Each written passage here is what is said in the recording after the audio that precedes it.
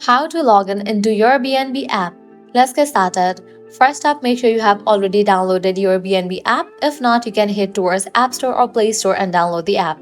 Once completion of its download process, launch it. You will land to this kind of page. Now at the bottom, you're gonna find different options. Navigate to the option of login. Click on login again. With that, you will be directed to the login page. Now from here, you can easily get access to your account. All you have to do is provide the credentials. First up, you can select the country or region, then you can type in your phone number, or also you can use email address, Apple ID, Google ID, or Facebook to log into your account. I'm gonna use email address. Now you have to go ahead and type in your email address over here. Likewise, you can also choose any of these options. All you have to do is provide the details, then click on continue. Now go ahead and type in the password. After you type in, click on continue. And just with that, you will be logged into your account. So this is how you can easily log in into your Airbnb app.